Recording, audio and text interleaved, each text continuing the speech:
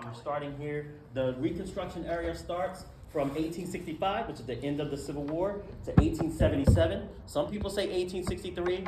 You can take that or leave it. 1865 is the end of the Civil War to 1877. We're going to talk about that period, which is Reconstruction. You'll see the attitudes about Reconstruction, and then the pushback from Reconstruction. And we'll try to tie that into what we live today and how we got to where we are today. Some authors you might want to read afterwards, you know, if you want to know more. Eric Foner, F-O-N-R, F-O-N-E-R, Foner. So Eric Foner, and then there's W.E.B. Du Bois. Some people say Du Bois.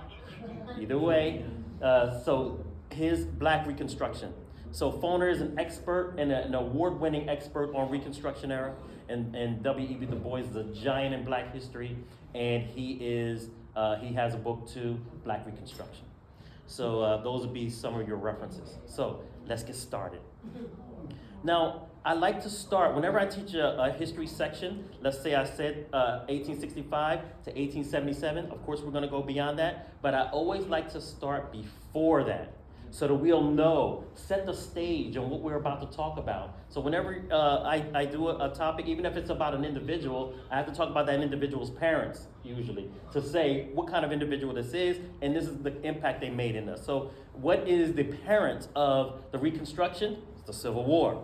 It's the Civil War. And I would like to give a nod to my Latinx brothers and sisters, even though we might not have any here, but I want to give a nod to our Latinx brothers and sisters because many people don't know that the celebration of Cinco de Mayo is actually part of our Civil War. We don't even know it.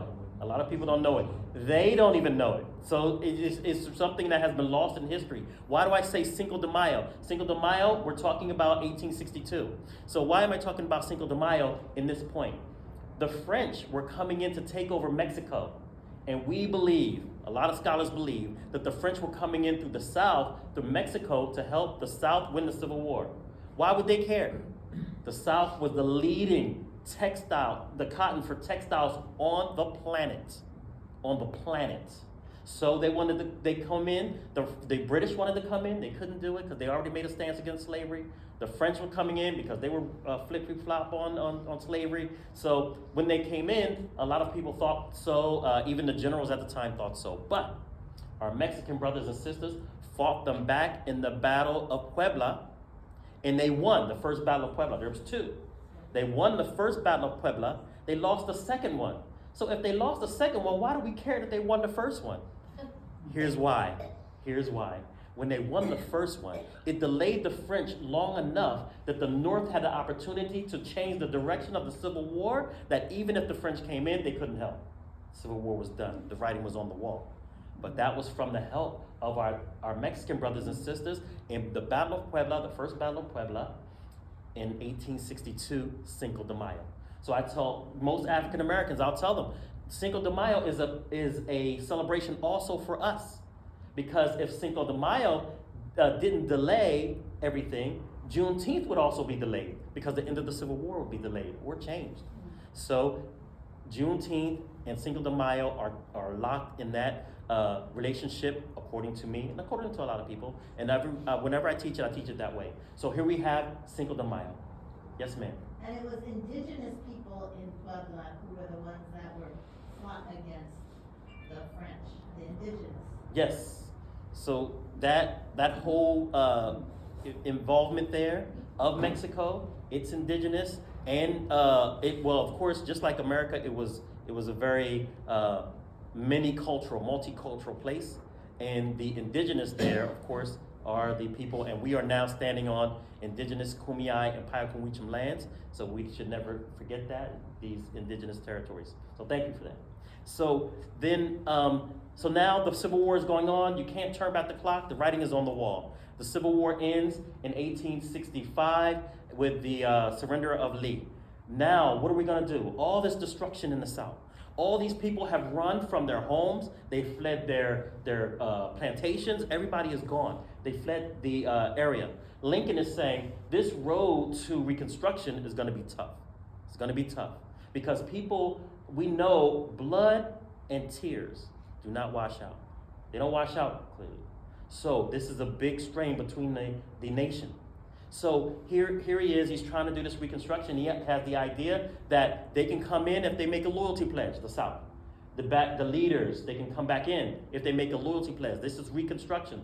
Bringing them in, but you can't just come back to your regular job because you fought against the nation. In other words, it's treason. We're going to get rid of the treason and let you back in, but there's going to be penalties.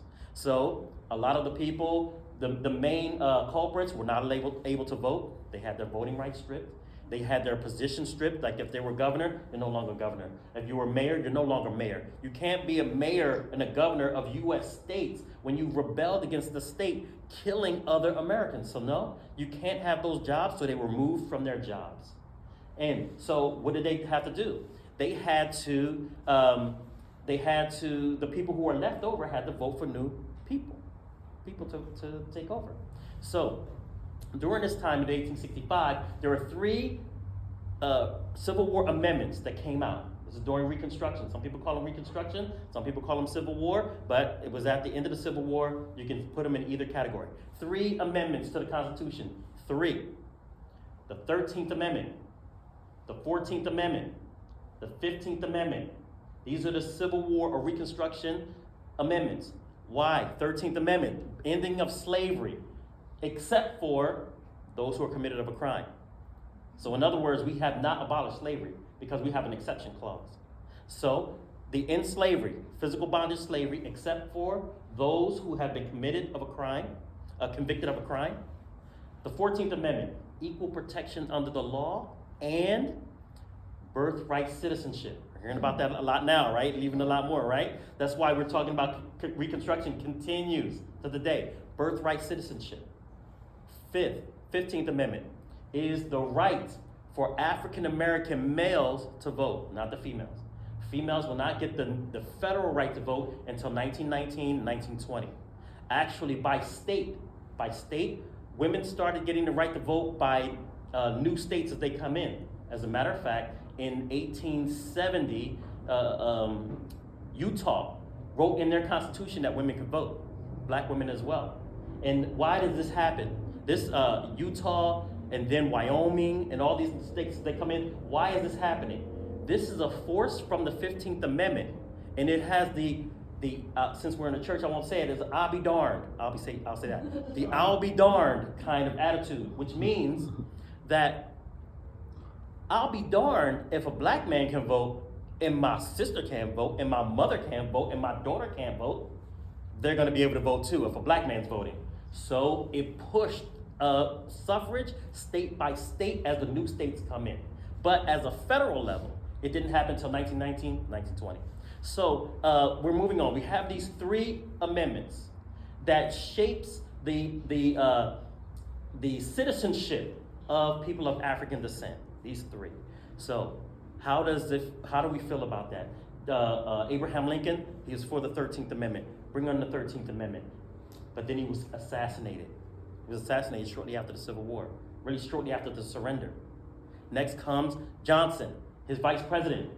Vice President Johnson, whenever someone says to me, at least from my cultural background, whenever someone says President Trump is the worst president we've ever had, I'm like, you're talking about yourself, maybe liberals, maybe white liberals, or maybe whatever it is, but you're not talking about the worst president for African Americans. Because this man, President Andrew Johnson, vetoed the 14th Amendment. In other words, black people should not be citizens in this nation. They should not have equal protection of the law. This is Johnson.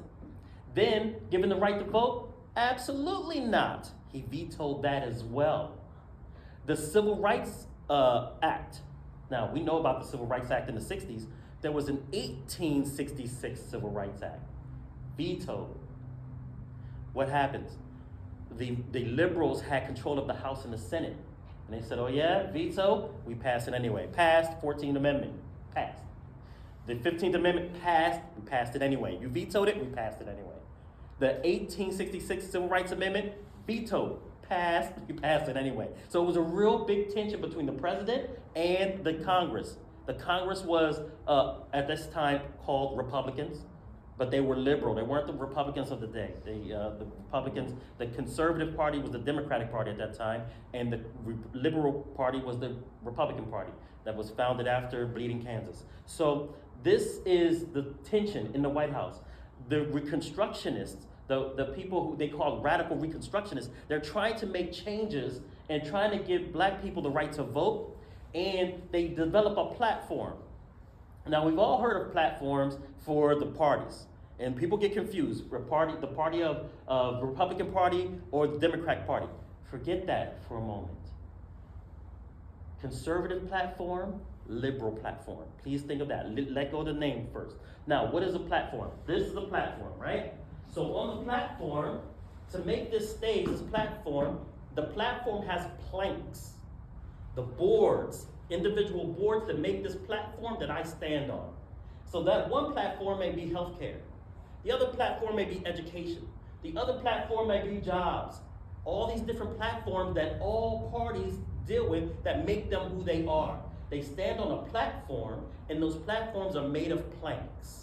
So the reason why I wanted to demonstrate that, one, is because I wanted to be entertaining, but other than that, I wanted to let you guys visualize that and then see. In 1855, the Freedmen's Bureau was created, the Freedmen's Bureau. The full title was Refugees, Freedmen, and Displaced Persons Bureau. It was a longer title. It wasn't just for black people. A lot of people think the Freedmen's Bureau was for black people, and that's what these Southerners, they're like, this bureau was just to help black folks. No, it was for displaced anybody, because a lot of people displaced in the South. And what did it do? What did the Freedmen's Bureau do in 1865? What was its platform? It was a Republican entity. Its platform was free education, free healthcare, labor rights disputes. Yes, back then in 1865, they had to negotiate for laborers, because these new freed laborers who were unpaid laborers, now they're free laborers, they couldn't read and write or negotiate in money. They had no idea what was going on. They needed someone to negotiate for them for a fair, livable wage. These are not new terms. These are not new things that are going on. So that party does not sound like the Republican Party, right? It's the name Republican Party, but we're looking at the platform now. We understand more clearly that these are the issues that they were dealing with. They wanted free education, and guess who needed it? Not just black enslaved people, because at the time of the Civil War, blacks literacy rate was about 8% at the Civil War. So were poor whites in the South. There was not public schools. People weren't going to school. So when everybody was freed, everyone wanted education. The first schools, public schools, came out of the Reconstruction era. So when we have these things going on, you can see where their interests lie. And then over time, we don't have enough time for that. One day I'll give a lecture on the political history of people of African descent and how that all going on, but I don't have enough time for it today. So now we're back to the Reconstruction era, right? We're back to Reconstruction, and we've just finished these amendments, and from those amendments, all these rights that are given to people of African descent, groups started forming to oppose them. And we know the most famous group, which is a homegrown terrorist organization, the Ku Klux Klan, the KKK. But what people don't know is that they weren't alone. There were several groups like this, and they all were terrorist organizations. For example, the White Coats, the Red Shirts, the Knights of the White Chameleon. There were so many terrorist organizations, about over a half dozen terrorist organizations sprung up all over the South and the North to simply forbid African Americans from voting and achieving certain rights. And in that grew the Black Codes. Black Codes. And the Black Codes are a remnant of the slave codes. You know, in this country, they had codes on how to manage people of African descent. And they couldn't own weapons. They couldn't be in a gathering of more than 3 to 5. They couldn't walk around the streets without papers. You know, they couldn't have a weapon. These are slave codes. Then at this point, they had what's called black codes. Okay, they're no longer slaves, but we're going to make sure that you can't vote. All the things that the 13th Amendment, 14th Amendment, 15th Amendment made, so you can't vote, so that you can't negotiate for your wages. You just take what we give you and like it. Those kinds of things, these are the black codes that show it was more about the black bodies. Black bodies. Why am I saying this? I want you to understand the difference between black codes and black codes and Jim Crow. They seem interchangeable, and they are. They pretty much are, but they're not the same. Black codes is about the black individual. You can't vote. You can't go to school. You can't do these things. Jim Crow is you all can't go to the park. You all can't have federal jobs. You all can't go to the same movies. It's like for institutions, movie theaters, hospitals, schools, those kind of things. As an individual, I can't go to school. But as Jim Crow, the institution of the school says none of us can be in this particular school. So that's the difference between black codes and Jim Crow. At this time, black codes are being enforced. Some of the black codes, now, not to that part yet.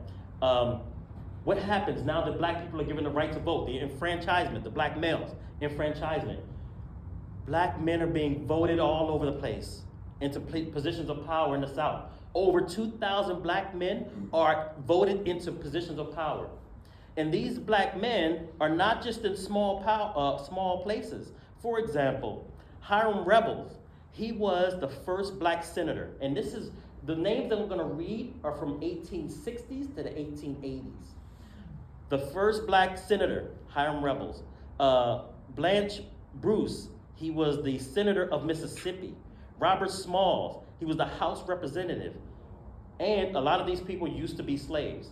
They taught themselves that, how to read and write and all this kind of stuff, but I want to pause at Robert Smalls. Robert Smalls was an amazing character. Not only was he a enslaved person, he escaped from slavery. He commandeered a Navy ship, stole it, and sailed it to the North and gave it to the North. So then he became a U.S. representative. So Robert Smalls is an interesting character. If you ever want to look him up, he is very interesting. Robert Elliott, South Carolina congressman. Joseph Rainey, South Carolina representative. Pinckney, Louisiana lieutenant governor. He was the lieutenant governor of Louisiana, a black man. And then he served for a very short time as the acting governor while he was either sick or something like that. So he was actually the governor, but it was a very short time.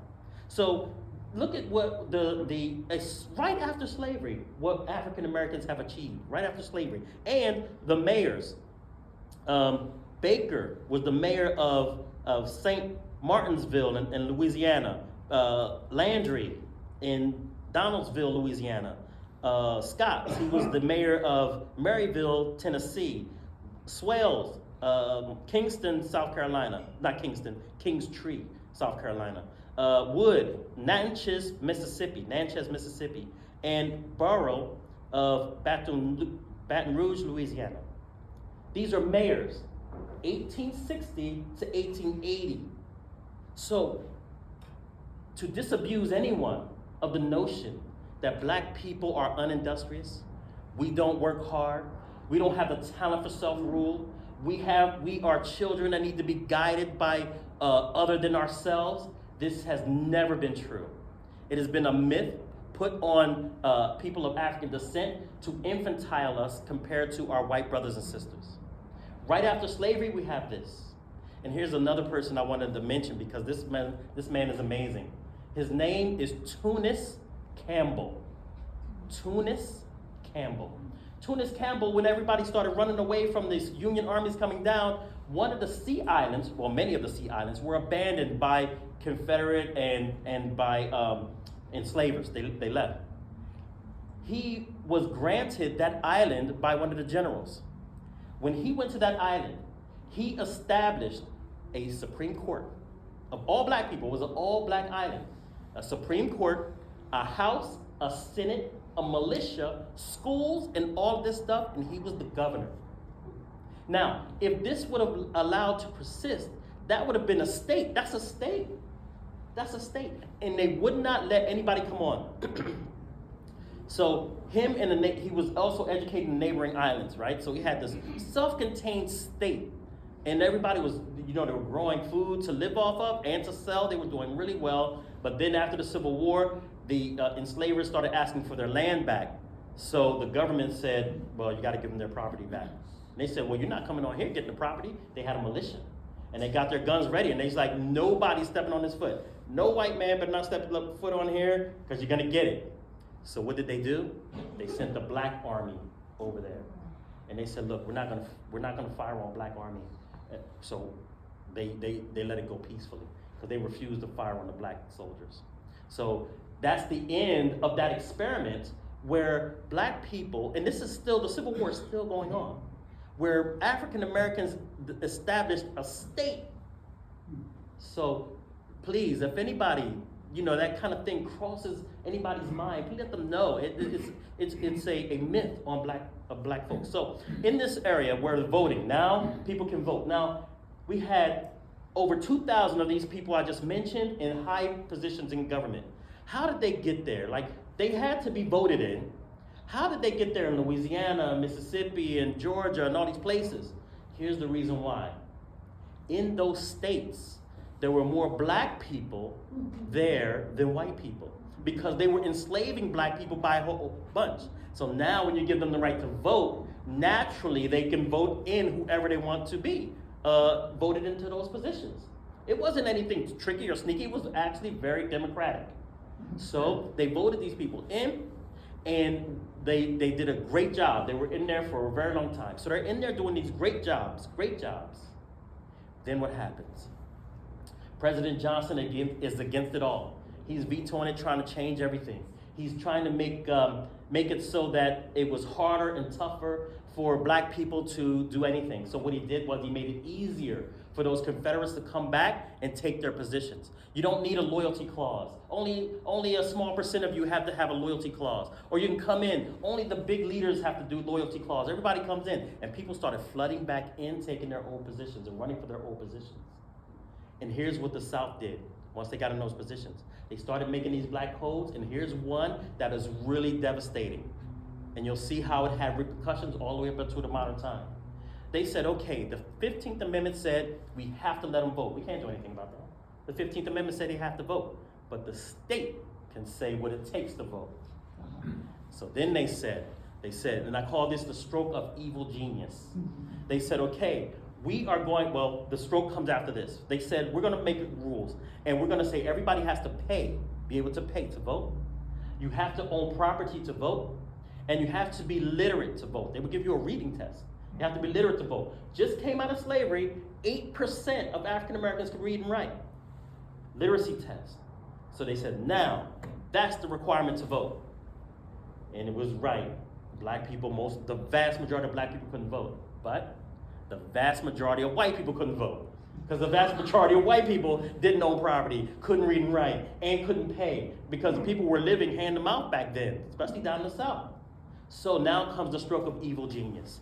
How can we do this? We had an unintended consequence in punishing our white brethren when we only want to target people of African descent. What can we do? What can we do? They said, I got it. A stroke of evil genius. They said, you still have to pay. You still have to be able to read and write. And you still have to own property. But if your grandfather could have ever voted, we'll waive that for you. African Americans just came out of slavery. Their grandparents were slaves. They could not vote. The white people at that time, before that rule, their grandparents could vote. It effectively removed all the African Americans, the majority of them, and recouped all the poor whites. Evil genius. Exactly what they wanted to do. So now who's voting for our Hiram rebels? Who's voting for our Robert Smalls? Who's voting for them? Not many people. So then you start seeing the erasure of blacks in politics. Yes. Is that where the expression grandfathered in actually came from? Grandfather clause comes from that clause. Right then and there. That's right. I'll be done. That's where the term grandfather clause comes in. That's where it was first used. So you start seeing blacks in politics disappear. Start seeing them disappear. Now, that would last for 100 years. We're talking about the 1860s. We had to fight for the right to vote in the 1960s, in 1950s, 1960s. 100-year effect, 100 years. And in between there, our memories diminished, our education diminished, but our memories diminished. The fact that they were there disappeared. In other words, they said, you've been here for so long, you black people in this country. I've only got here one generation, and now I got a big business and all this kind of stuff, and we're in this level of economy. You've been here so long. How come you've done nothing? The erasure of black progress, the African American experienced the most back-to-back erasure of progress than any other persons in this country, to my knowledge. And we're going to talk about more of that erasure as we go on. So now all the blacks, majority of the blacks are removed from politics by the next voting cycle. You know, it takes a couple voting cycles to get them out. So then by the next voting cycles, they're pretty much gone in the South. In the North, there was only a few anyway. And when the South, I'm gonna just be honest with you, when the South said the North are hypocrites, they were right. The South in general was wrong. But in this, they were right. Why? There was more elected officials in the South than there ever was in the North at that time. They had black codes as well. They wouldn't have put up with what they had in the South. And when the South mentioned that, they'd be like, oh, you're just sore losers. No, they were absolutely correct. Absolutely correct. So, as we move on, you see the removal of these black men. At the same time, what's going on with our black women?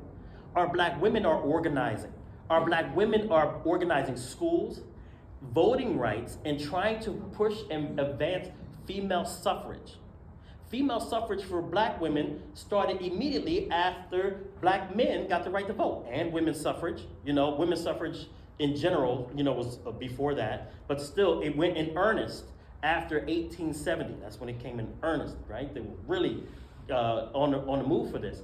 So black women met up with these the white suffragettes, fighting for voting rights, and there was still a lot of racism in that as well. So then there became two camps. The black female voters, they would call out their counterparts for not supporting them because they were black. As they fighting for voting rights for women, they felt that they couldn't make advancements because they had this black ball and chain holding them down, and they couldn't make advancements. So they cut black women out of the discussion. They cut them out of the discussion. So we had many great women who were in this fight for suffrage. We have Mary Church Terrell. She's the first black woman to even earn a college degree. She went all the way to a master's degree. And she was fighting for voters' rights in the Reconstruction era, as well as she is the founder of the National Association of Colored Women, which is the arm of the black women fighting for suffrage. Ellen Harper, Harriet Tubman was still doing her work. After the Underground Railroad was over, she was still busy doing that work of women's rights and women's suffrage.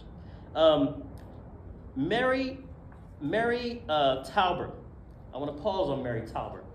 Mary Talbert, she is the co-founder of what's called the Niagara Movement. The Niagara Movement. The Niagara Movement is a civil rights organization that met at Niagara Falls. They were from New York. They met at Niagara Falls for secrecy and fighting on the stage of civil rights, the Niagara Movement. And this is in 1905.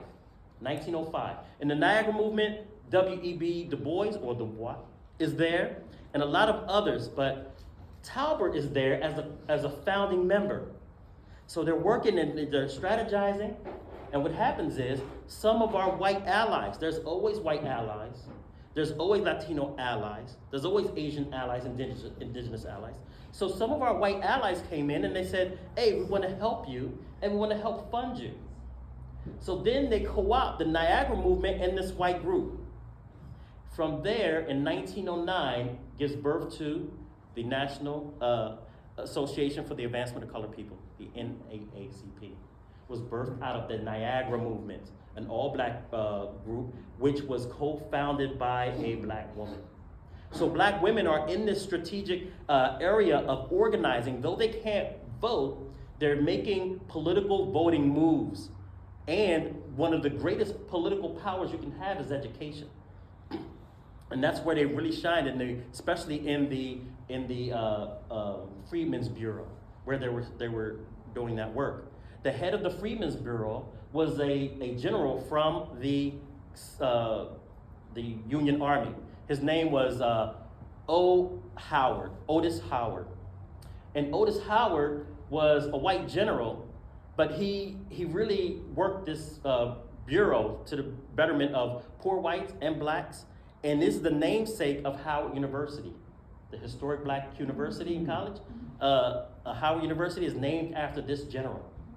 And during this period, Fisk University, Hampton University, all of these historically black colleges raised up because what?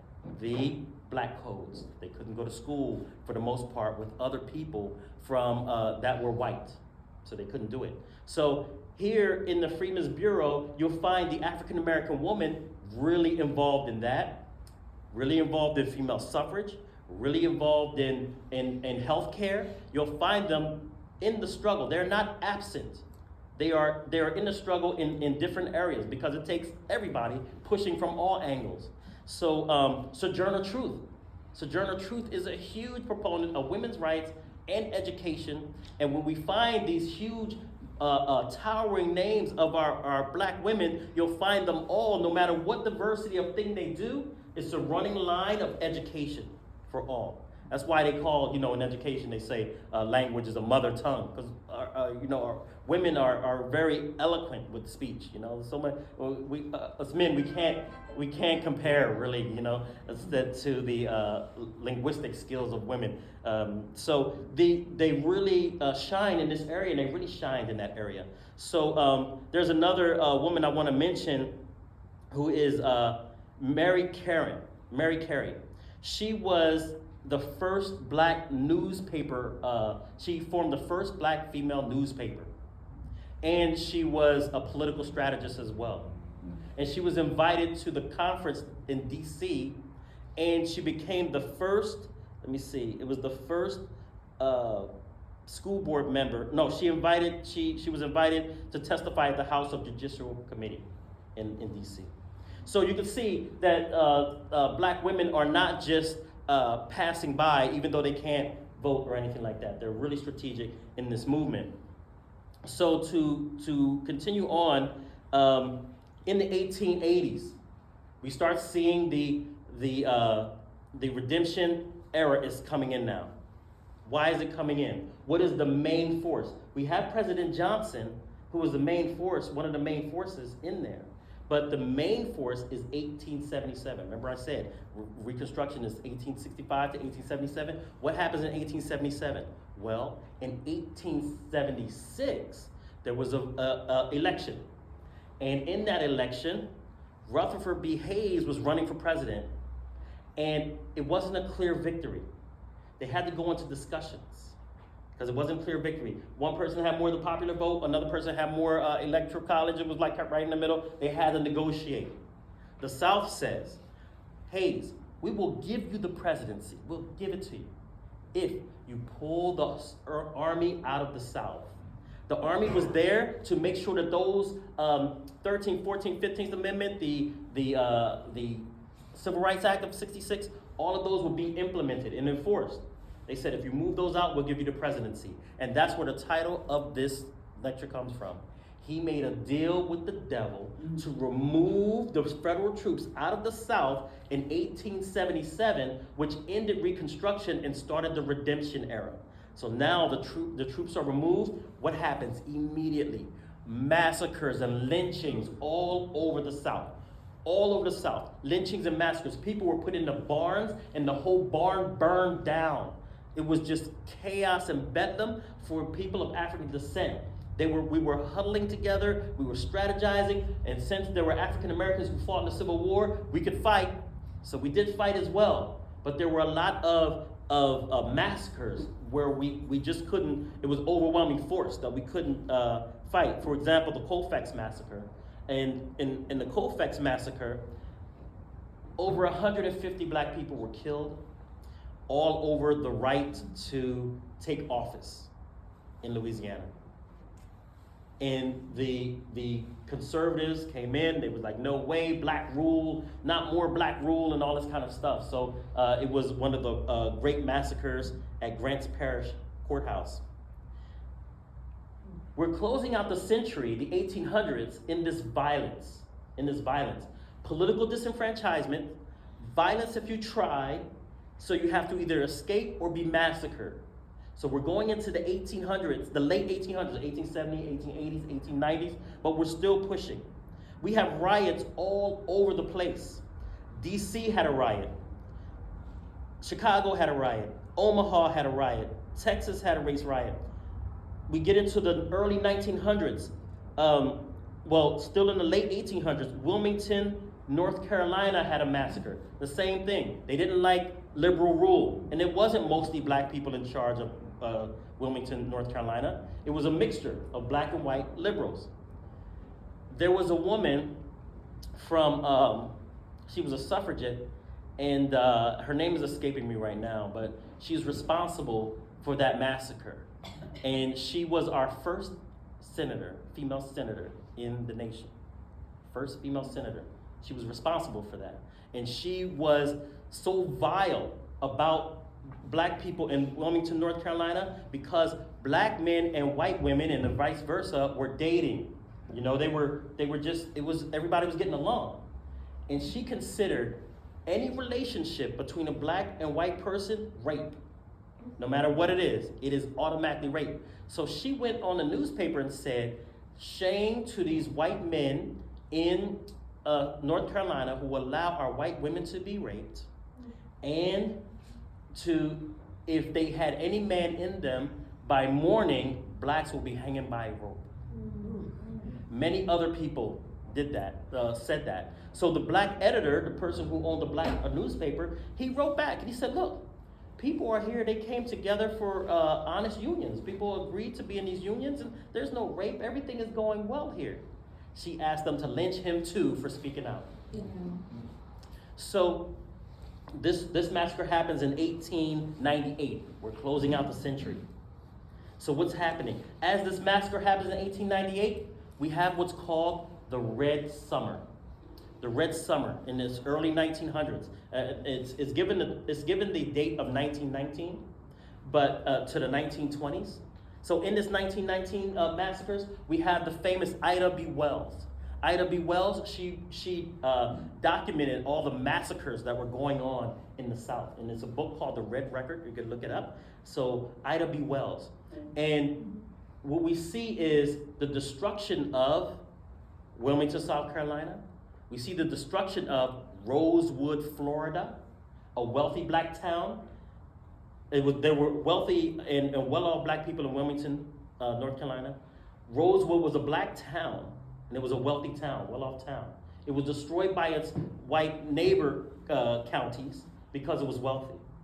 And the people there were massacred. There's a movie out on it called Rosewood, if you ever want to see it. Ving Rhames and I forget the other guy who was playing in it, but it's called Rosewood. When I first saw it, I saw it in the movie theater. And I was a young guy. I was on a date, and I'm watching the movie, and you know how you hold hands when you're, watching a movie, because you're on a date. And I squeezed her hand so hard, she had to keep going like this. I was so upset. The movie just, but it was a close depiction, not very close. I mean, they had to make it nice. But Rosewood was destroyed, all over a lie. Now, the ending of the movie, all these towns are destroyed over a lie, and it's always the same lie. The black man has oppressed the white flower. It's the same signal. So, this is why Wilmington was destroyed. Rosewood was destroyed the same way. This white woman said, I was raped by a black man. And that was their pretext. They wanted to destroy it anyway, so okay. And they destroyed it. Tulsa, Oklahoma, Black Wall Street, named Black Wall Street after Booker T. Washington went there and visited, and it names it Black Wall Street. It was so wealthy that this black town, most of the houses had grand pianos in it. And that's expensive, right? And you don't even have to know how to play a grand piano. To have one is just a status symbol.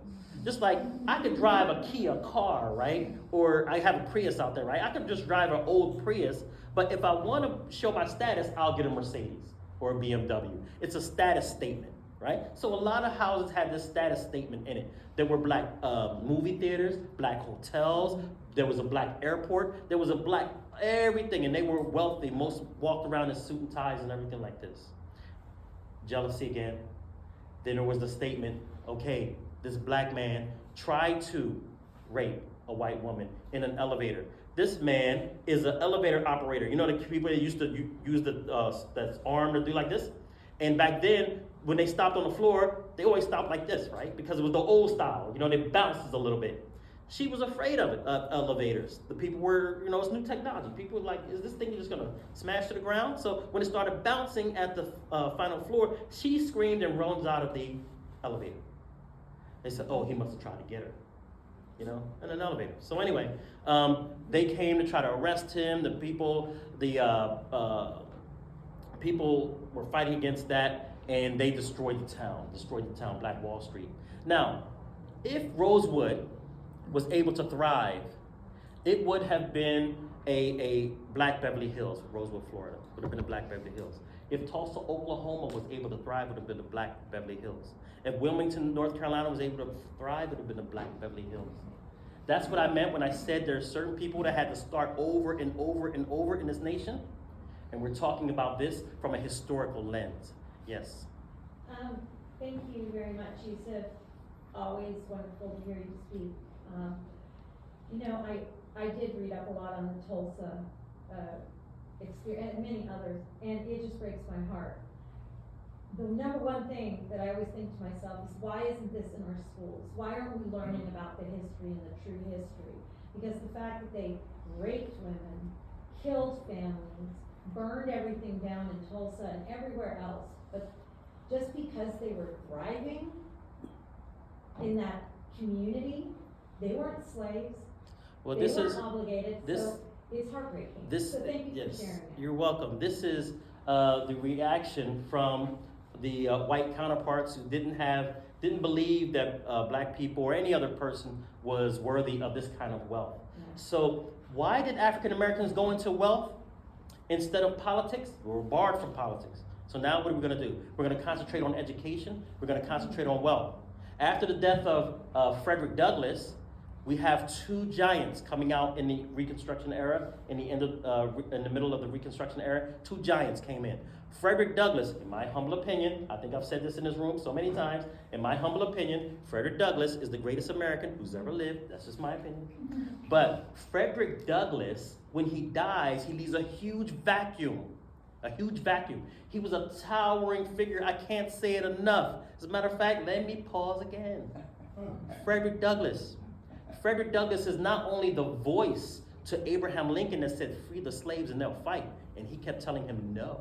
So Frederick Douglass is the one who actually had the idea for the Emancipation Proclamation, not Lincoln, to free 4 million people. Who else has freed 4 million people? Abraham Lincoln did it by his pen, but the inspiration came from Frederick Douglass. Then after that, Frederick Douglass was the final head of the Freedmen's Bureau as it was closing, and it was defeated. Actually, it was closed after the Reconstruction Redemption era. So he's the advisor to the president, the head of the Reconstruction era, and the U.S. ambassador to Haiti, the first free republic in the Western Hemisphere. First free republic for African Americans in the whole Western Hemisphere. Nobody freed their slaves before this. He was the ambassador to Haiti. And back then, in the 1860s, he was a champion of women's suffrage. So much so, at the first convention of women's suffrage, they invited him to be a keynote speaker. That's how much he was into women's suffrage. So he's a giant. He's my giant. He's my giant. He's the man. So, and then he was a beautiful orator. He wrote an autobiography you should pick up and read. He's just amazing. He was a slave, and then he escaped out of slavery and became all of this from slavery. So, okay, now I'm back on track. So, when he dies, two people come out. One, Booker T. Washington. The other, W.E.B. Du Bois. Now, when they came out, they had different opinions on which direction the African American community should go. And both of them had some good, some bad to it. You know, Frederick Douglass just had everything, but these guys, they split up, they had some good, some bad. Booker T. Washington wanted the advancement of black people, but he thought that if black people can prove their value and their industrialness, like I said, why do we have to prove it when we've already been proving it, right? We've been proving it since right before the Civil War ended, all the way up to this point. Why would we have to prove that? We already have proved it. But he said, if we prove that to our white brothers and sisters, then racism would subside, then they will respect us. Now, hindsight being 2020, if he could see in the future, he would say, okay, I was wrong on that. You know what I mean? It's just, you can't impress your way out of racism. You can't do it. You can't do it. But he thought it was then, so we have to give that great leader some grace. You know, he's talking in the early 1900s, and he's saying these things. And when he has his first lecture on this, where he's really giving the full discussion on how he feels about Reconstruction and civil rights, he then says what was called the Great Atlanta Compromise, when he's speaking in Atlanta to a majority white group. And when he takes the stage, they all boo him. Boo, boo, boo, because this black man is speaking. And when he started speaking, they started calming down a little bit. They were still booing and jeering. And then when he's speaking and he says, black people should not live with white people. They should not seek civil rights. They should not seek inclusion. We should work on ourselves and educate ourselves and improve ourselves that way. They cheered and cheered and cheered his segregation talk. They cheered and cheered it. So it's called by the black community the Atlanta Compromise, because he really believed it though. He really believed that he could do that. He's the head of the Tuskegee Institute. He educated so many black people. He's just a wonderful giant, even with that naivete is what I would call it. I wouldn't call it that he was wrong and he was evil or anything like that. He was just naive about what the root of this issue was. So then we have the opposite when we have W.E.B. Du Bois. He says, no, civil rights is now. We've earned civil rights during the Civil War. We've earned it in the Reconstruction. We've earned it every way, civil rights right now, because I'm a human being and I'm a man. The only thing that he had this 10% plan where he believes that the 10%, the talented 10th, should be the ones educated and bring the rest up.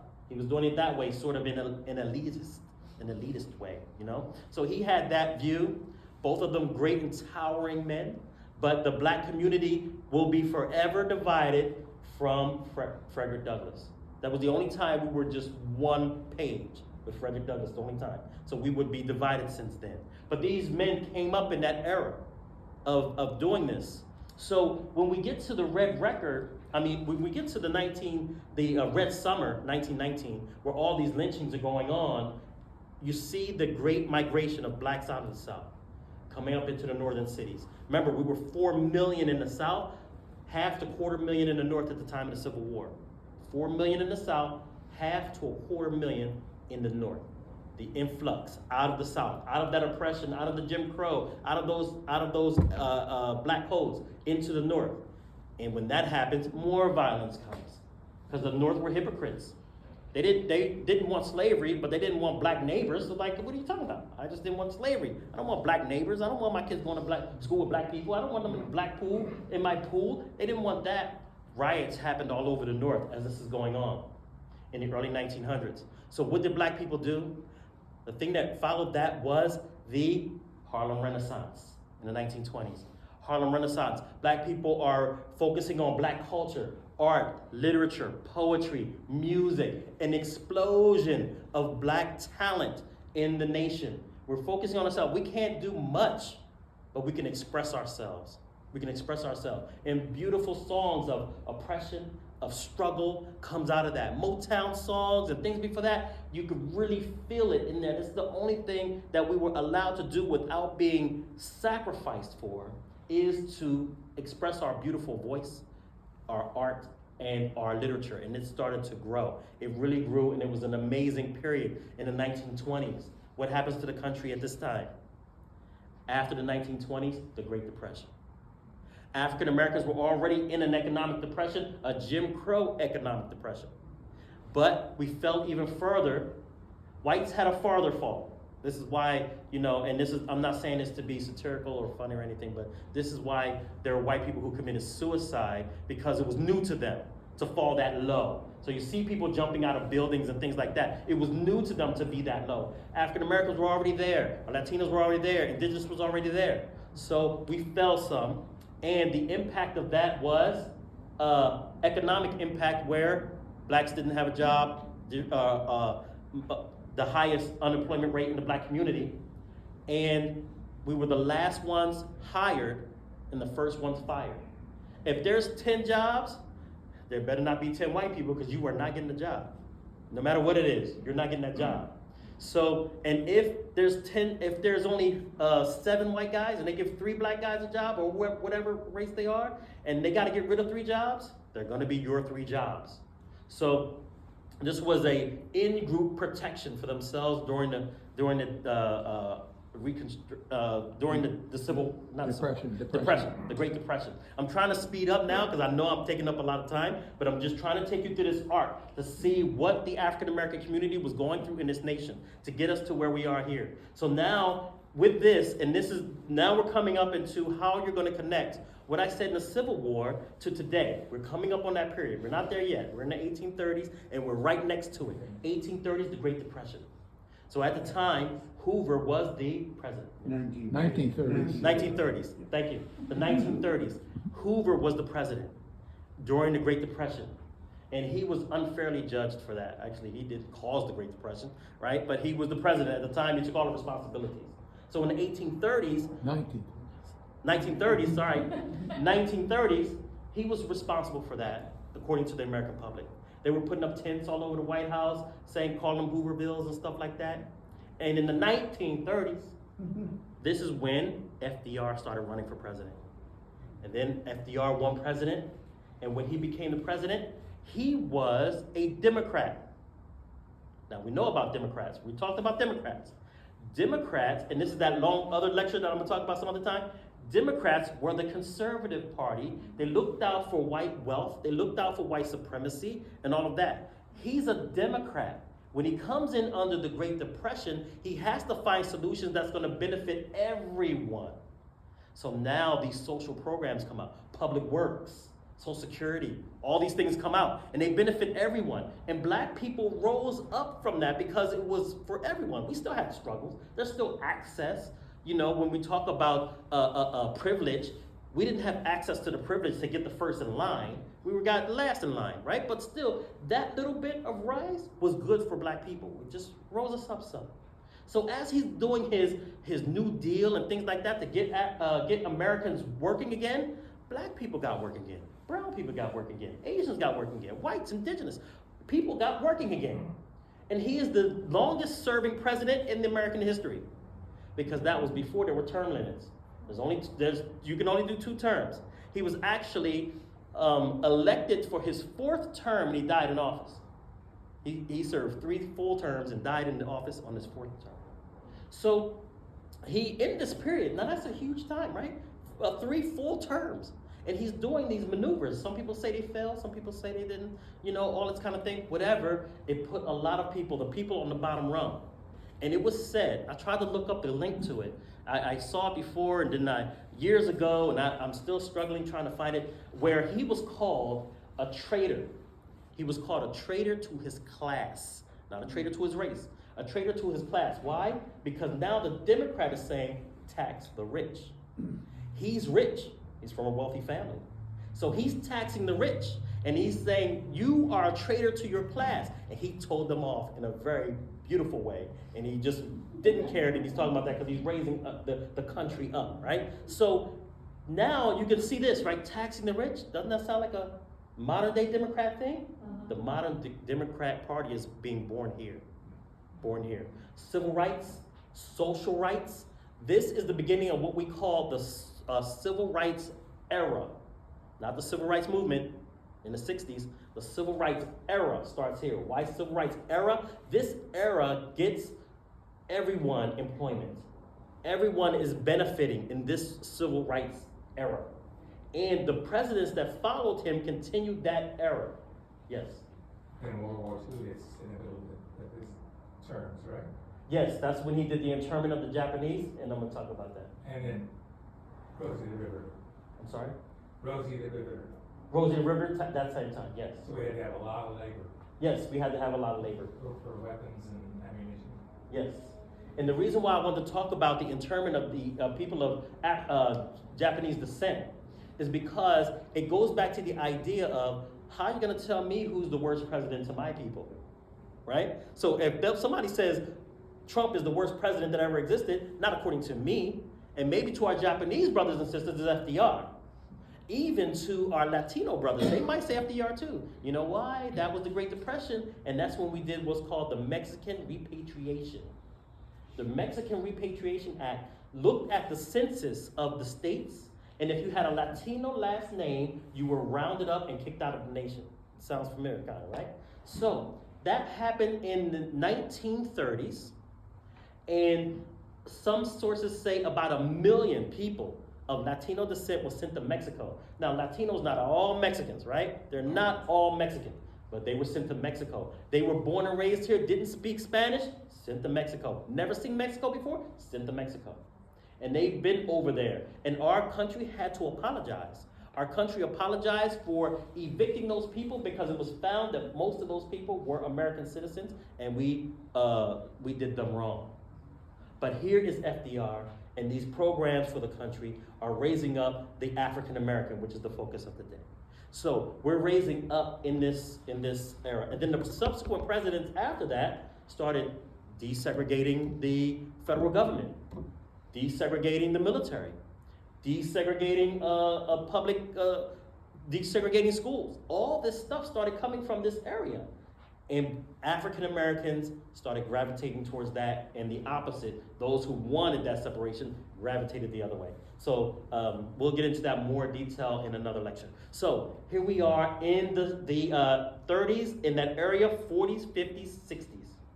Once we get to the 60s, actually starting in the 50s, we started seeing Brown versus Board of Education. We start seeing Cone versus the hospitals, for desegregated hospitals. We start seeing these kinds of movements in the community, with segregation and things like that. And the rise, people start saying, these things are not new in the 1950s and 1960s because they were already granted in the 1860s, 100 years. So when Martin Luther King was fighting for voting rights, he wasn't fighting for voting rights. He was fighting for the protection of voting rights, the enforcement of voting rights. That's what he was fighting for, not the voting rights. They were already given the rights.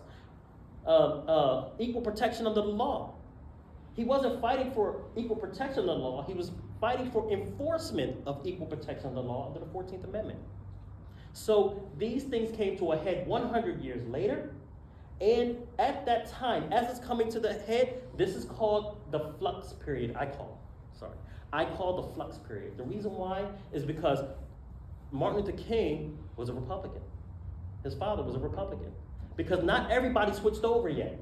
People are switching over the area. First the rich, right? They called FDR a traitor to his class. Then the middle class, because they desegregated the military and federal government. That's what a middle class is, And public pools, the rich have their own private pools. They have their own libraries and stuff like that. They, in their homes, they call it the study. I wish I had a study. So they have all of these things. So when it went to the middle class, then the middle class switched over. And then by the time we get to Nixon, the betrayal that he did to the South, at the same time he's talking out the other side of his mouth to the blacks. He's like, we're going to give you civil rights. I'm going to keep advancing civil rights like everybody else did before me. And then the other guy on the other side, he's saying, no more civil rights. We're going to stop that. And they found out. That's why he got the name Tricky Dick, because he was really, sneaky on both sides, and he was found out. And that's when the poor, because we're talking civil rights now we're talking about using public bathrooms and all this kind of stuff, that, the poor, we need public accommodations. We use those, rich don't, right? So then when that happened, which is the bulk of America, right, is the lower class. From the lower class to the lower middle, right, we're that class. So that's when that situation happened, and in this period, Martin Luther King is still in this period. A lot of us were in that period. But after that happened, then we get the the current Republican Party and the current Democratic Party. So now, what are we seeing? From the current Democratic Party and the current Republican Party, we are still seeing attacks on the 13th Amendment. We're still seeing attacks on birthright citizenship. We're still seeing attacks on voting rights, where people have access to voting in different districts, and the redistricting where they're trying to affect an evil genius again on voting. The reason why they haven't stopped welfare, because they haven't had an evil genius moment of only, and this is my opinion, okay, everybody now, this is just my opinion. They have not affected an evil genius moment to only impact people of color. The reason why they haven't stopped Social Security, when I was a teenager going into the military, I went into the military at 18 years old. And I served 24 years, United States Navy, combat medic, served in Iraq and Afghanistan. When I went in when I was 18, I heard the elders saying they're gonna stop Social Security when I was 18. But here I'm not 18 anymore. And we're still talking about that. The reason I think is because they haven't had an evil genius moment to only affect certain people. And that's why when Trump said we're gonna cut Medicaid, and the other guy was like, don't cut Medicaid, it's gonna backfire because too many of your people are on Medicaid. Too many, the number of whites on welfare compared to the number, the raw number, the number on black on welfare, it's so much higher. It's almost 3 times as high. The percentage is different because the percentage is different because you have a smaller population. So they'll say a high percentage of black people are on welfare. But if you removed all black people out of welfare, it would still be a welfare problem. So they can't figure this nut out. How to just get rid of black people? This is my opinion. Please, it's a pessimistic one, but at least you heard it. So this is the relationship to today, that we're still fighting the Reconstruction era to make the 13th Amendment, 14th Amendment, and 15th Amendment continue to be applicable to not only black people, because it was never only about black people, it was about Americans, to black people, brown people, LGBTQ, women. All of these things that are under attack today have been under attack before. There are no new attacks. There are no new attacks. These are the same attacks that were from the Reconstruction era, and after the Redemption era, to try to reclaim white supremacy and reclaim male supremacy. They've been trying to hold on to that ever since. And anytime there is an attack, like there's a list of words you can't use now. When you're going for grants, there's certain words you can't use. Guess what one of the words is that's on the hit list? Women.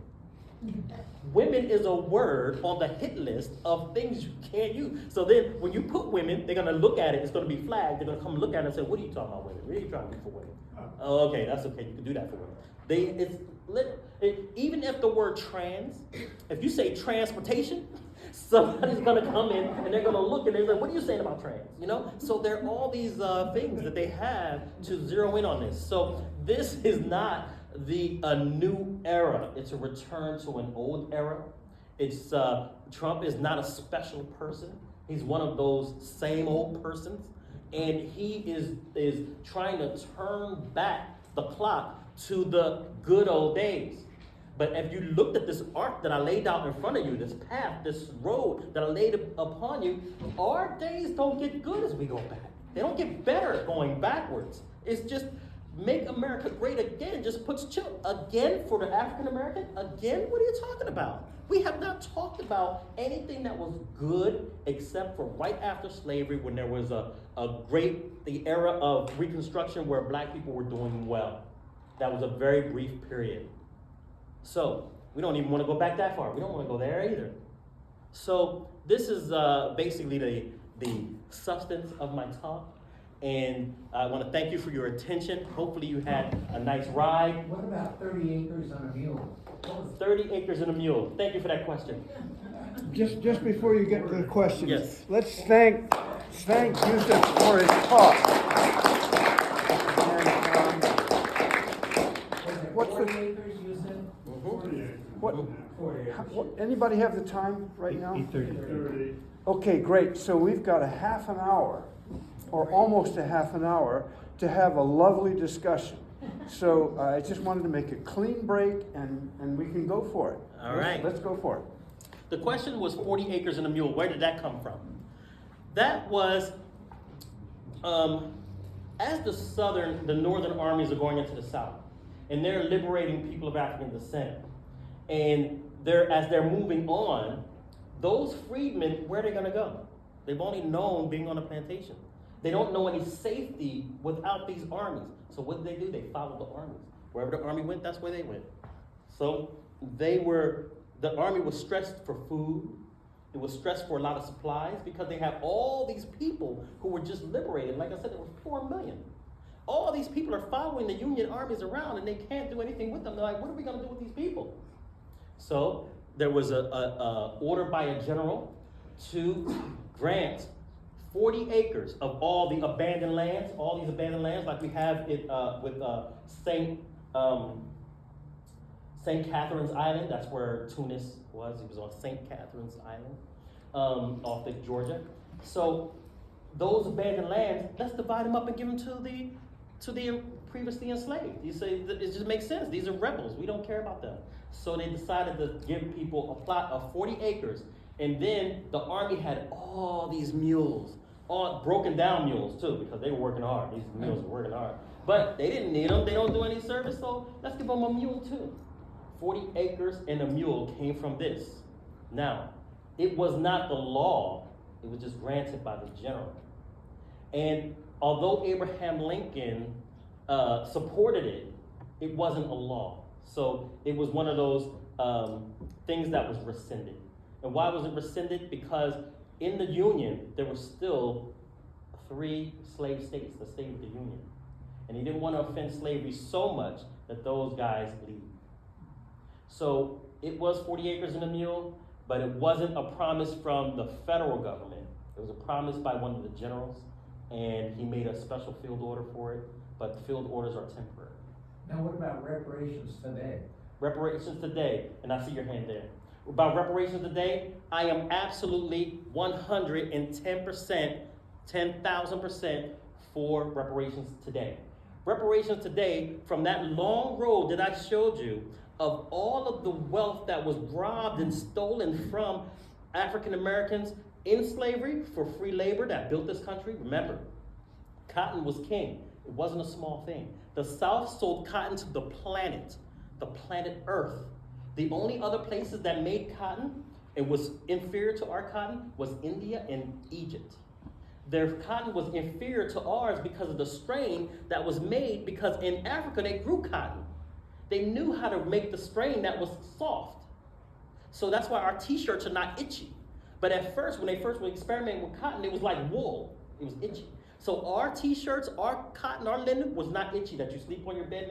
It's called soft. So the whole world wanted our species of cotton. So we sold it to the whole world. And the labor was absolutely free for all of that time. The labor, the blood, the death. Now, after slavery, then all of the wealth from black people creating towns, working and having wage theft, all those, for those years after that, still continuing, almost 100 years past that. 100 years past that is in the 60s. So 100 years past that, we see the theft of wealth from African Americans. So reparations, yes. Other people have received reparations. African Americans, they got a problem with reparations.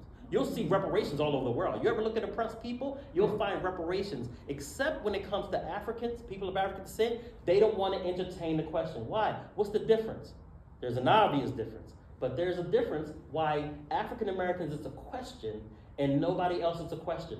Even to this day, La Jolla used to have a black quarter. I don't know if anybody knows. La Jolla, it used to have a black quarter. It's gone. Bruce Beach used to be a black beach. It's in LA County. It was taken as public domain by the city. Now, Bruce Beach was it would have been a Venice Beach today. People who own property there, wealthy and all that stuff, they were getting very wealthy. They called Bruce Beach the Ink Well because black people go into the water and they was calling it the Ink Well, black liquid. This was a nickname, and we took it and we was like, yeah, the Ink Well. You know what I mean? We started making pride out of it. But what they did is they made vacation homes and beach activities and stuff like that. Getting wealthy, it was taken by public domain. They just fixed that. They paid reparations to that family. It was only like one family left, and they paid reparations to that family. And they said, okay, we can give it back to you, or we can give you the money for it. People were already living there. They said, okay, just give us the money for it. So I think they got something like $9 million or $10 million, something like that. Anyway, that's just isolated. We talked about Rosewood. We talked about Wilmington, North Carolina. We talked about Tulsa, Oklahoma. We talked about all these other places. If they were left alone, today, African Americans would be one of the wealthiest groups, along with everybody else who has developed wealth from whatever source. So yes, reparations, I 110,000% support. Brother, you had a question? Yeah, speaking about those border states, Yes. I'm from one, I'm from Missouri, Missouri. Oh, Missouri. okay? And then, for me personally, Yes. I was fired from the job at a radio station Hmm. for playing a black vocalist Mm. in the 60s. Mhm. So, anyway, in Missouri, it's a schizophrenic state. It was a slave state north of the Mason-Dixon line, Mhm. one of only three. And right on the Missouri-Kansas border, they call it bloody something. Kansas. And my grandfather told me about how bad it was. Something about going back and forth across the border, the slavers and the free people and so on, Mhm. going across, and slaves would run away to Kansas. Then the Missourians that owned the slaves would go over and drag the slaves back. Then the Kansas would go over, people would die. Do you have any insight in the history of it? Yes. In 1820, there was something called the Missouri Compromise. The Missouri Compromise is a line. That's the Mason-Dixon line that goes right down the middle. Like the southern states are down here, the northern states are up here. So the line goes across, and the reason why it's a compromise is because Missouri sits on top of the line. It's from the bottom of Missouri on out. So Missouri came in as a slave state, it's on the top of that line. So that came in as a slave state. And now they said any other state that comes into the Union from now on, if it's above this line, it's going to be free. If it's below this line, it's going to be slave. A compromise, so that we could stay the Civil War. We had the Compromise of 1820 that did that, the Compromise of 1850 that did that, and the Nebraska, the Kansas-Nebraska Act happens shortly after that, and this is what they're talking about. So Kansas is next to Missouri. And before it was Kansas, it was all the Nebraska territory. Nebraska territory was really long, like this. And the bottom half, they took off, not half, the bottom like quarter, they took off and said, we're gonna call it Kansas. So the question is it gonna be free or slave? Well, Kansas is above that 36th parallel. So it should be, according to the 1820 compromise, it should be free. But they said no, they wanted to be slaves. Some people said it wanted to be slaves, some people said it wanted to be free, but we already had a compromise. So they said, okay, we're Americans, let's have democracy. Let them vote for it. And you think bringing democracy would calm things down? It did the reverse. So what happened was, all the people from free states started going into Kansas to affect the vote. And all the slave proponents went in to affect the vote. Now, instead of somebody screaming at you from Texas and you're up in New York and your insults, these states, right? So far apart. Now everybody's in this one area. They're in one area, in Kansas. And it became what's called Bloody Kansas or Bleeding Kansas. They started fighting in 1854. In 1854, it was a bloody massacre, and this is what, a bloody fight, and this is what gave birth to the Republican Party. The liberal Republican Party was born in 1854, post-Bleeding Kansas. So this is what that whole thing was about, and it's called the precursor or the first battle of the Civil War. Even though it's 54, we didn't start fighting until 61, it's a precursor because they were just in such proximity. This is the first time John Brown comes on the scene. John Brown of Harper's Ferry, he's going door to door, asking people, are they abolitionists or are they pro-slavery? If you say pro-slavery, he takes out his saber and chops you into pieces, him and his son. Chops all the males into pieces and go to the next door. And you better say you're an abolitionist. And he went around, and he was never caught in that one. He was not caught in Bleeding Kansas. He didn't get caught until Harper's Ferry. But it was very bad time, and Missouri, like I said, is right next door. People from Missouri, since it's a slave state, they were doing their part to support slavery, and Kansas, the people who were supporting abolition in Kansas, they were helping slaves, in this kind of thing. So yes, it was a very pivotal moment because one, it was the birth of the Republican Party. It was the first battle of the Civil War, precursor to the Civil War, I should say. And it's how these compromises fail a lot of times. They just absolutely redone with the compromise of 1850. They redone the compromise of 1820. So, well, with the Kansas-Nebraska Act they did. I'm sorry, with the Kansas-Nebraska Act they did. The compromise of 1850, though, that's brought California in as a state. Compromise of 1850 brings us in. The compromise of 1850 strengthens the Fugitive Slave Act. And the compromise of 1850 also, it does a lot of things. But it allows us to see how these compromises makes the road to Civil War, as they think it's a temporary Band-Aid. 18 actually, if I can, I'm gonna just continue with this compromise problem, is 1787, there's a Band-Aid with the Fugitive Slave Act and the Northwest Ordinance. It says, and the 3/5 compromise. All of that is in 1887. So the Fugitive Slave Act, the 3/5 compromise stops the South and the North from disagreeing to become a union. They were not going to become a union. So that's 1787. Then when we go on 1820 compromise, Missouri compromise, 1850 compromise, all pushing the Civil War back. That's all it's doing, is delaying the Civil War. Then we have the Kansas-Nebraska Act, pushing this. Then we have the Dred Scott decision in 1857. All of this is making people start saying, look, we're about to boil over into a Civil War. And it happened. 1854 is the first battle. Then 1857 was like, yeah, we're going to war. And then 1860, Lincoln is elected, and the South started saying, we're out of here, we're out of here. And they tried everything they could to keep the South in. But the Civil War was over slavery. The Civil War was mostly over slavery, and the Civil War was mostly over slavery. There are people who say, oh, well, what about tariffs? And what about states' rights, right? We all know the saying. When people say, what about states' rights? They say, states' rights to do what?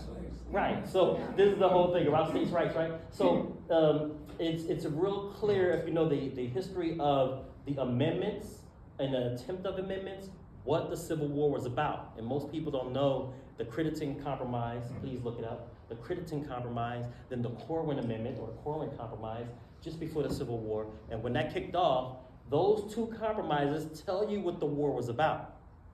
And then the war happens. So, did I answer your question, brother? All right. Anyone else? Would you say that word again? What compromise was it? Crittenden. Crittenden. It's a person's name. It's a senator. Senator Crittenden. And then Corwin. Corwin. Now, if you like, I can go over that just really briefly. Yes. Please do. Yes, sir. Well, if you wanna do what you're. Okay, so I'll do it really briefly. Let's take the Crittenden Compromise. Abraham Lincoln is elected. He's the president. Union states in the South are seceding. Crittenden says, I have a compromise. Please don't leave. Don't fight a war. Let me show you this compromise, and maybe we can make this work. So the compromise, the part that's important to us, there were several things it had in it. But it said the North will be forever free, and no constitutional amendment will ever be made to change that. And the South will be forever slave, and no constitutional amendment after this will ever be able to change it. And the West will be open to slavery. The North said, no deal. The North said no deal. Why? Because they didn't want the expansion of slavery. So then here comes Corwin. This failed in 1860. 1861 comes the Corwin Amendment. The Corwin Amendment says this. Now, listen to this language. The North will be forever free, and no constitutional compromise will ever change it. The South will be forever slave, and no constitutional amendment will ever change it. And the West will be will be free. And then the South rejected that one. So the North rejected the first one, the South rejected the South one, then there's a fire on Fort Sumter, the war starts. Now, when you do a wordsmith, and you do a word algebra, you cut out the two Norths will be forever free, and the two slave Souths will be forever free. The only question is the expansion of slavery to the West. That's the only question. The West said, yes, we should have slavery in the West. It should be open and free for us to enslave people in the West. And the North was like, no, it should be free soil. Why free soil? Because it's not fair to poor whites that they can't get their piece of the pie. Remember, the North is cities, jam-packed in factories, horrible conditions. They want their piece of the American dream too. The only place for their American dream is West. So they should be able to go and not compete with wealthy landowners who can buy up thousands and thousands of acres before they even get there. So they're like, where's my American dream? So the American dream in the North versus slave power in the South, all about the West, the states and lands that we're going to steal, we have yet to steal. And that was the question. Now, the Corwin Amendment was approved by Abraham Lincoln. Abraham Lincoln said, and he's referring to the Corwin Amendment. He said, he was asked by Horace Greeley. He was a newspaper, I forget the newspaper, it's a New York paper. And he said, An abolitionist. no, Horace Greeley is he's a New York journalist. It's another paper, a big one, like New York Times or New York Tribune, something like this. And Lincoln said, when he was asked about it, Lincoln said, if I could save the Union and free all of the slaves, I'll do it. And if I could restore the Union and free none of the slaves, I'll do that. And if I can free some and leave others alone, I'll do that. He's referring to free some and leave others alone, I'll do that. It's Corwin Amendment. He had already supported the Corwin Amendment where the South could be slave forever. He didn't care about ending slavery. He cared about the expansion of slavery. Frederick Douglass, on the other hand, he cared about ending slavery. So, just a little nod back to him. Question here, then I'll bring it back to you, ma'am. So Yusuf, I had never heard that term redemption period, Yes. which of course sounds so good, Mhm. right?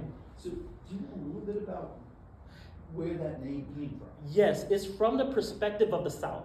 Figured that. They're saying, we're going to redeem ourselves. We're going to redeem white supremacy. We're going to redeem ourselves from carpetbaggers and black rule.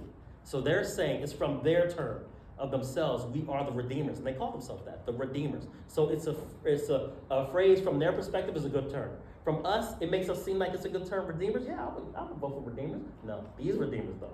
So these redeemers are from the Southern perspective, and that's where we get the term. And does the term go back to Reconstruction or just Yes, after? just after Reconstruction. Because during the Reconstruction, there were two periods of the Reconstruction I should have mentioned. Presidential Reconstruction and Congressional Reconstruction. Presidential Reconstruction is still under Johnson. And he wants to help the South regain their stuff. So it wasn't working. That's why he vetoed stuff and the Congress would pass it. Veto, pass it. So that's presidential Reconstruction. Then the Congress took over and the Congress started passing stuff, just passing stuff, and then that was Congressional Reconstruction, and then it was positive. Now, I want to also say this about terms. People say in history that the Reconstruction failed or was a failure. Actually, it's better to say, in my opinion, that Reconstruction was killed. It wasn't a failure. Failure means it was never going to work. It was just put together wrong, and no, it was killed. And the same thing with the Freedmen's Bureau. The Freedmen's Bureau did not fail. The Freedmen's Bureau was killed.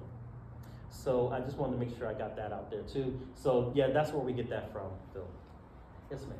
I just want to make an observation that the West, Los Angeles, where I was raised, in 1958, no black people could be in my town after sunset, Mm-hmm. and no black kids could use the pool. Mm-hmm. That's right. 1950s. That's right. See, during the Civil War, California was not part of the Civil War. We just came in 1850. We're way over here. The gold rush is our main object. But the country, the state, did not want black bodies in it at all. At all. but particularly from Riverside, from Bakersfield down to here was the Confederate half of California. And from Bakersfield above was the Union supporting half. We did not join the Civil War, but this is where they were. Why? Because East County, some people may live in East County, a lot of people know the heritage of East County or the aspect of how black and brown people feel about East County. But why is that way? Because the South came into California through East County through Arizona. That was their way into the gold rush. And they came all the way up, and some people settled on the way down, settled on the way, but up to that, and then the North came in from the Oregon Trail down. That's why the black towns are in San Francisco, the earliest black town, San Francisco and Sacramento and stuff like this. So that whole attitude was part of Southern California. It was still part of, it wasn't absent in Northern California, but it was part of from Bakersfield down to here, part of that. And when we had the Brown versus Board of Education, when the federal government said you have to integrate the schools, this state dragged their feet. The governor at that time was Ronald Reagan, and he would not force it with all due deliberate speed. He would not enforce it with due deliberate speed. The federal government threatened to come in and force him, but him and his other elected officials, they were like, we're not doing that. That's government overreach when it came to integration. So yes, ma'am. Yes, sir. You talked about, I think it's the 14th Amendment, Yeah. right to vote. Yes. I've heard that the blacks. 15th Amendment is the right to vote. The 14th Amendment is equal protection of the Okay, law. 13, yeah. Yeah. I've heard that the blacks were only given 3/5 of a vote. So where did that come in? Is that at that time, or is that? No, that's earlier. That's after the Revolutionary War. After the Revolutionary War, we're creating the Constitution. The Constitution was created in 1787. And in that, we had to have some compromises. In there, the 3/5 compromise came in because as we're coming together as a union, we had to we had to satisfy both sides. So the question became this. This is how we get to the 3/5. Do we have time? Yeah. Okay, this is how we get to the 3/5 compromise. Once you become a state, you have to pay taxes, and you have to be able to give, and before that, you get to send representatives to the government, to the federal government. So this is that whole taxation without representation question, right? So there's two ideas here. And this is the struggle between the white North and the white South. The blacks are just pawns in this game, maneuvering pieces, that's all. We have no benefit here. So they said, okay, with taxes. The North said, okay, the taxes are based on your population, that's why we do the census. And your state pays taxes based on, there's some formula based on the number of people you have in your state per person, and that formula gives you how much taxes you pay. Now, the South was like, okay, they said, okay, based on every person. And the South was like, wait, not based on every person. It should only be free persons because a lot of slaves, there are 4 million slaves, and you're gonna tax me on those guys? That's not fair. How you gonna tax me on them? And North was like, yeah, tax them. It was the earliest defund. They were trying to defund the South, right? So it was the earliest defund movement. They said, no, yeah, go ahead and tax them for that. And they was like, no. So they said in the North, every person should be counted as one person. In the North, they said that when it comes to taxes. And the South said the slaves should be counted as 0 persons. The North said they should be counted as 1 person. The South said they should be counted as 0 persons. So they couldn't agree. 1 and 0. Then it became to representation. Representation is also built on your population as well. So they said, the North said, their slaves now should be counted as 0 because you're giving them political power for people, a group that has no political say. So it's not fair. So the North said the South should be, all the blacks in the South, their slaves should be counted as 0. And the South said, no, we want all this political power, so we want to count on our heads, so we're going to count them as 1. So you see the difference here, right? 0, and you see 0 and 1 over here. We can't agree. The North and the South, they can't agree. We're not going to become a union. We can't agree. They said, wait. Hold on. Someone came in and said, let's compromise. Let's do 3/5 of the black population. 3/5 of the black population. So they said, we will count 1, 2, 3, skip this person, 4, 5, 6, skip that person, skip that person. Now we know, because we all know advanced math, we can say that's 3/5 of a person. But actually they were saying 3/5 of the population. It still works out to 3/5 of a person. So the question, and when I first say this, my African American brothers and sisters do not like this when I first say it, and then they understand after I finish my sentence, my thought. And I was like, hold on, guys, hold on, please let me finish. That's what I say before I tell them this. Then I say, wait, please let me finish. And they smile, they're like, what are you gonna talk about? Anyway, the 3/5 compromise had nothing to do with the humanity of black people. Hold on. It had nothing to do with the humanity of black people. It was only a struggle between poor whites in the north and whites in the south. Why do I say this? 3/5 of a human being is about right here. It's 60% of a human being. Now, if you think white people in the south thought that black people were 3/5 of a human being, you got another thing coming. Where would you say women were at that time? Well, a little bit more than 0, but still, they were like second-class citizen, third-class citizen property, right? They were like, I would say, if I was generous, I would say down here, right? Now, what about indigenous, right? Breaking treaties, massacring them here, and you want to talk about the enslaved African? 3/5? No way. No, you can kill Africans, you can sell their children, you can use them as nursing. In other words, when you use a black woman, when they used the black woman as a nursemaid at the time, they were raping these women.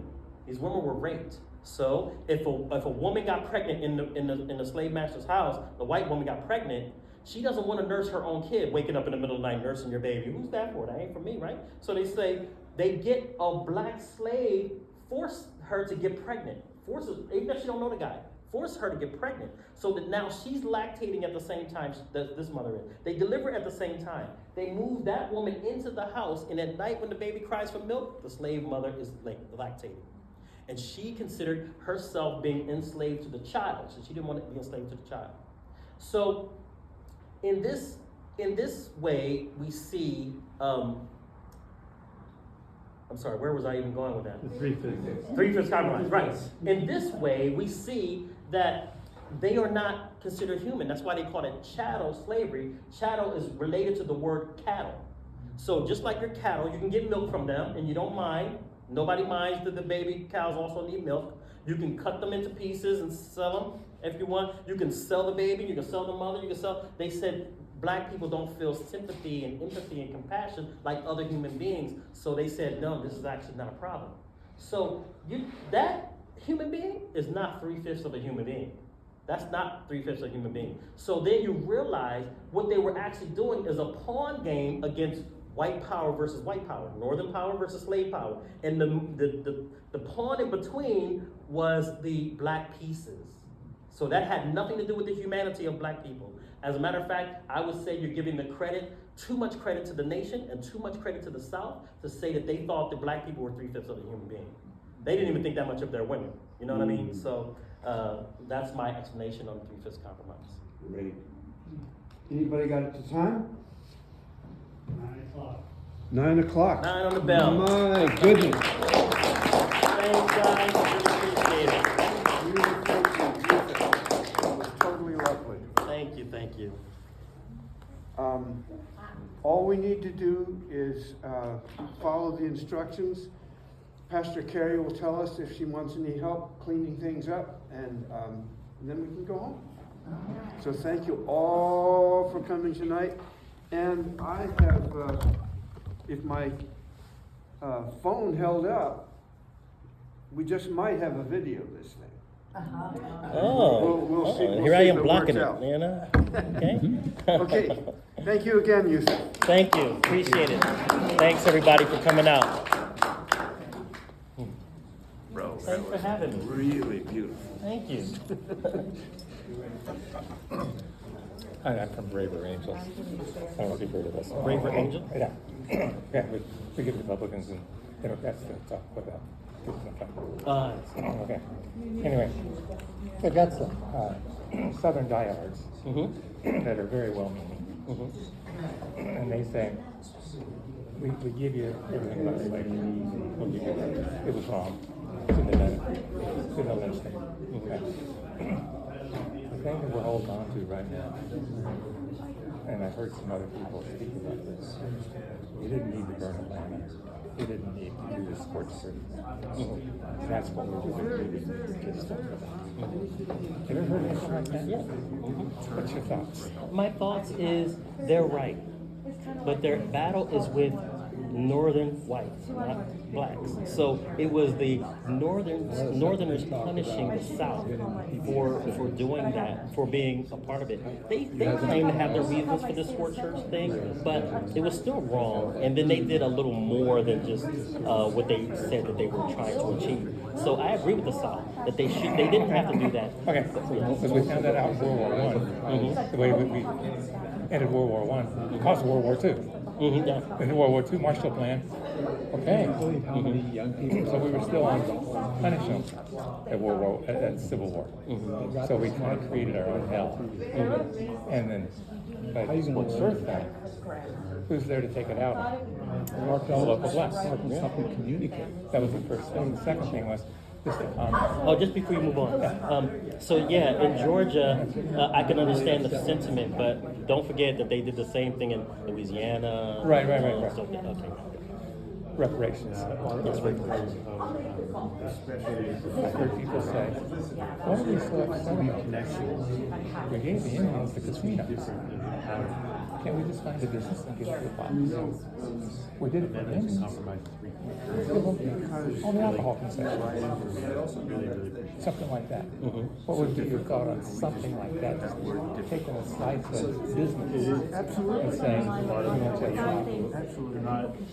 Like we did for the Indians on casinos. I never thought about that one, and I think that should be part of a package. And Okay. a lot of the package that people saying, because I think reparations is more than just money, because money can be squandered and all these things. And wealth is not built simply by money. Wealth is land, wealth is business and entrepreneurship. So I think, and healthcare, right? I think that a lot of those things should be in a reparations package. And entrepreneurship should be a part of it. Well, part of what you're saying then is part of reparations is just enforcing the damn laws. Well, Penalty enforcement. yeah. Equal health, equal voting, no more of this crap, pretend equality. Yes, but a little bit extra, kind of like the indigenous can go to school for free. Yeah, like indigenous can go to school for free in certain places because they're indigenous, because of what happened to them. I mean, I think there should be. We go to treaties. Yeah, it should be something like that. I think it should be something like that in Black health for the way they experimented on it. It should be that in Black health. Yeah, I think all of that stuff it should be. I don't want to. Yeah, sorry about that. Oh, it's fine. But I like to break it down. Like when people invite me for smaller sections, I love to do Because that. I just got grown up in Missouri. Absolutely. If you We can were a do slave it, state. if you can do it, The governor has impeached the governor. And So then we didn't secede. But yes, in the northern part, that's where it's a slave state. And they went to the south and blocked it. Southern part of Missouri was Union. So it was. Cheryl really was chose to become a board. Like I say, I was fired. So did Paul. So can you, if you wish, and you don't wish. So I brought it up to you. Basically known as a jazz guitarist. But anyway, I want to let you get some other I picked this up for you, Oh, because we all need little books, and these are highlighters. awesome. And I got an attorney for Claudia. Nice. She's laughing and smiling right now. Awesome. And she Great job. thinks she'll sleep tonight. Good. Thank you for that. And I have something for you too that you've been asking for. I'll give it to you. Hey, you. Okay, So so I wish you well, and I just wish that I'm against that that. there was some way this government could Universities and. provide you with an advocate or something. I wish we would. I'm gonna try. Especially during Black History Month. Chris Ward's office. It's Black History Month, June, and Not July. that. Those are my 3 months that Say I'm anything to most him about busy. his staff or Well, not. you had the dates and you had the names and Inappropriate like, call will, because not anybody to would tell mention any just the whole, staffer. Something they "Oh, do. it's not a the whole scheme of it. will But anyway, build listen, that." you should talk to Washington was the first president of our country. That's interesting. But then I won't ever do it well, you know, out of something. So how the hell can you get an appointment Every year we with get better. Chris? You know, actually, I'm gonna go through his staffer and then use it around. Thank you. That he's- very, very much. Thank you. I want to ask you something. Jump in the studio. Oh, are you making music? And you know what, all of it's wonderful. And you know what I This is part of what I put together, is activists is transcendent. These are like, which is incomplete list, son of the advocate. That's what I meant. Okay, now one source told me that that is by tradition in faith. Well, and I did finally sort something out last night, but that was my other. The movement is Colorado. Which is that is true? But I wish I'd done it. Well, you're at the working group, little listserv thing. I just want people to know And that what what we were Muhammad, talking about and by the tradition, should come off. Muhammad is Yeah. descended from. Really, every day. Because the tribe Absolutely. of Ishmael's son is him, but that tribe is not spoken about. And I'd like to hear more, because I know there's pretty loud on the underground. The thing that's spoken about in the Quran, to the best of my knowledge, is What a great idea. which is. Yes. They went over to that area when Sarah had them kicked out of the house. They went over there and they did that. And their descendants came down. The Arabs, putting this together to be the from them and the Yemen. So Yemen are considered. And you mean it at SD, because Yemen he's up in and the Arabs that were there created one group. They started seeing that. Okay. So what is the correct, because I want to write this in an article. Is it, what's the correct way of saying that? By tradition or to say it's actually? I would imagine most probably consider it that Oh, it yeah, actually. and that's what I was gonna Yeah, say. yeah. Fly, So, we're flying kites together. Yes, that's right. That's That's right. right. I make it everywhere. I make it to all my meetings. Okay, I think by Muhammad himself, people don't come on it, that he I'm on the board. said Okay. Okay. Now I work the Quran So- itself is straight from God. Yeah. He didn't No, say that part of anything. So he just said, Muhammad said, Okay, all right. Well, I'll give you my email. Would that be okay? Get something to write on.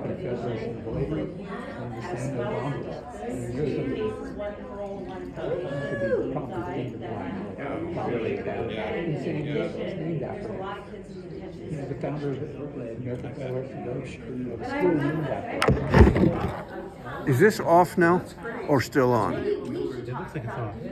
Okay, good. Wait.